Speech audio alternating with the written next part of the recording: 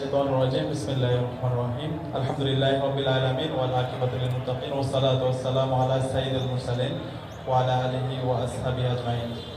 আমি প্রথমেই ডাকসুর পক্ষ থেকে বাংলাদেশ ইসলামী ছাত্র শিবির ঢাকা বিশ্ববিদ্যালয় শাখাকে আন্তরিক ধন্যবাদ জানাচ্ছি অসাধারণ ইফতার মাহফিলের আয়োজন করার জন্য।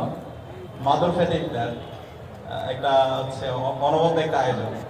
আমরা যখন বাইরে থাকি আমাদের ফ্যামিলির সদস্যদের সাথে একসাথে বসে ঈদের ইফতার করে থাকি, আমাদের আব্বু আম্মুর সাথে থাকি, ভাই বোনের সাথে থাকি। তো ক্যাম্পাসে আসার পরে এই ধরনের আয়োজনটা আমরা মিস করে থাকি।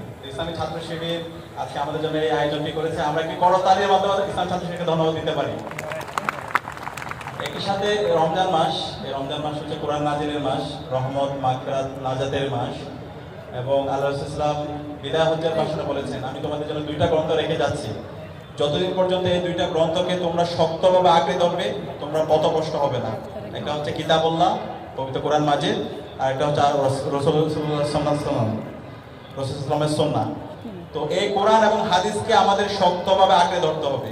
আজকে সারা বিশ্বব্যাপী মুসলমানদের যে জুলুম নির্যাতন হচ্ছে মুসলমানদের উপর, এটার মূল কারণ হচ্ছে আমরা কোরআন হাদিস থেকে অনেক দূরে সরে গেছি।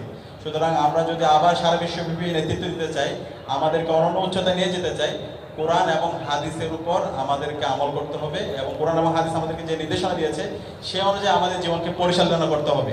তো আমি আশা করব আজকে এখানে যারা উপস্থিত হয়েছেন, আমাদের এই রমজানে এই কোরআনটা একবার হলেও অর্থসহ শেষ করা দরকার। আমরা চেষ্টা করছি প্রত্যেক শিক্ষার্থীদের কাছে একটা করে কোরআন পৌঁছে দেওয়ার জন্য। যাদের কাছে এখন পর্যন্ত অর্থসহ কোরআন নেই, আপনারা আমাদের সাথে যোগাযোগ করবেন, ইনশাআল্লাহ আপনাদের প্রত্যেকের রুমে আমরা কোরআন পৌঁছে দেবো ইনশাআল্লাহ। এবং আমরা আপনাদের প্রতি রিকোয়েস্ট করব, এই রমজানে আমরা কোরআন শুরু থেকে শেষ পর্যন্ত অর্থসহ একবার শেষ করবো ইনশাআল্লাহ। আমরা কি পারবো ইনশাআল্লাহ? দেখেন, এই কোরআনের সব অনুবাদ যদি আমরা এক জায়গায় করি সর্বোচ্চ 700 পৃষ্ঠা হবে। এই 700 পৃষ্ঠার উপন্যাস অনেকে আমরা এক রাতে শেষ করে ফেলেছি, কিন্তু কোরআনটা আমাদের জীবন শেষ হয়ে যাচ্ছে, কিন্তু এখন পর্যন্ত আল্লাহ তাআলা কোরআনে কি বলেছে সেটা আমরা জানি না। এই অবস্থা যদি আপনার মৃত্যু হয়, আল্লাহর কাছে আপনি কি জবাব দেবেন?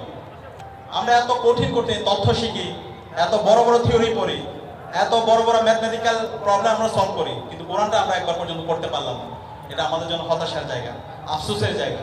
সে আফসোস যেন করতে না হয়, আমাদের এই রমজানের মাঝেই যেন আমরা কোরআনটা অর্থ শেষ করি শুরু থেকে শেষ পর্যন্ত, এবং যদি পারি যত বেশি হিফজ করতে পারি কোরআনের আয়াতের উপর হিফজ, এটা যদি করতে পারেন আপনার জীবনটা অনেক বেশি প্রশান্তিময় হয়ে উঠবে।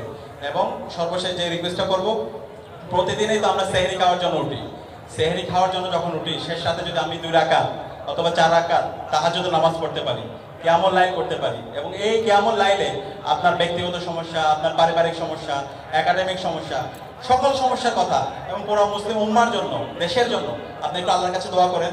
আল্লাহ তাআলা আপনাকে এত বেশি দিবেন, এত প্রশান্তি দিবেন, আপনি চিন্তাও করতে পারবেন না। তো এই কাজগুলো আমরা করার চেষ্টা করব এবং এই রমজান ঈমান এবং ইহতিসাব সহকারে আমরা পার করার চেষ্টা করব ইনশাআল্লাহ। আল্লাহ তাআলা আমাদের জীবনকে অনেক বেশি প্রশান্তিময় করে দিবে, অনেক বেশি বরকতময় করে দিবে ইনশাআল্লাহ। এবং আমি আজকের এই আয়োজনে আমি আবারও ছাত্র শিবিরকে ধন্যবাদ জানিয়ে এবং সবার জন্য দোয়া চাই আমি আমার কথা এখানে শেষ করছি। আসসালামু আলাইকুম ওয়া রাহমাতুল্লাহ।